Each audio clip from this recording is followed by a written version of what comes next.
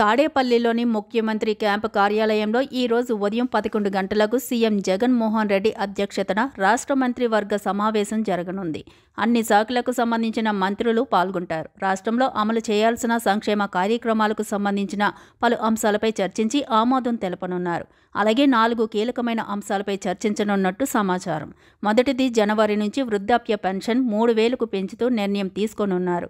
అలాగే ఇటీవల సంబంధించిన మిచంగు తుఫాను పంట నష్టంతో పాటు వాటి పరిహారానికి సంబంధించిన అంశంపై మంత్రుల అభిప్రాయాలను సేకరించనున్నారు.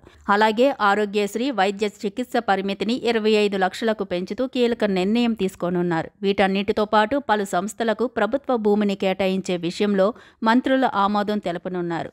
వైఎస్ఆర్సీపీ ప్రభుత్వం వృద్ధులకు 3,000 పెన్షన్ ఇస్తామని హామీ ఇచ్చి దీని అమలును ప్రతిష్టాత్మకంగా చేపట్టింది. అందులో భాగంగానే ప్రభుత్వం ఏర్పాటైనప్పటి నుంచి ప్రతి ఏడాది 250 రూపాయలు పెంచుకుంటూ పోతామని చెప్పింది. అందులో భాగంగానే 2024 జనవరి 1 నుంచి అవ్వాతాతలతో పాటు వితంతు, ఒంటరి మహిళ, వివిధ రకాల చేతి వృత్తిదారులకు రాష్ట్ర ప్రభుత్వం గుడ్ న్యూస్ చెప్పనుంది. వీరికి ప్రతి నెల ఇచ్చే పింఛను మొత్తం 2,750 రూపాయల నుంచి 3,000కు పెంచుతూ కేబినెట్ ఆమోదముద్ర వేయనుంది. అలాగే ఆరోగ్యశ్రీ ద్వారా వైద్యం అందుకున్న వారికి మరింత లబ్ధి చేకూరేలా గతంలో ఉన్న పరిమితిని పెంచాలని నిర్ణయించింది. ప్రతి పేదోడు అనారోగ్యంతో ప్రాణాలు పోగొట్టుకోకూడదనే లక్ష్యంతో 25 లక్షలకు పెంచుతూ నిర్ణయం తీసుకోనుంది. దీంతోపాటు మిచంగు తుఫాను బాధితులను ఆదుకోవడం, రైతుల పంట నష్టంపై అంచనా వేసి వారికి తగు ఆర్థిక సాయాన్ని అందించేందుకు గ్రీన్ సిగ్నల్ ఇవ్వనుంది.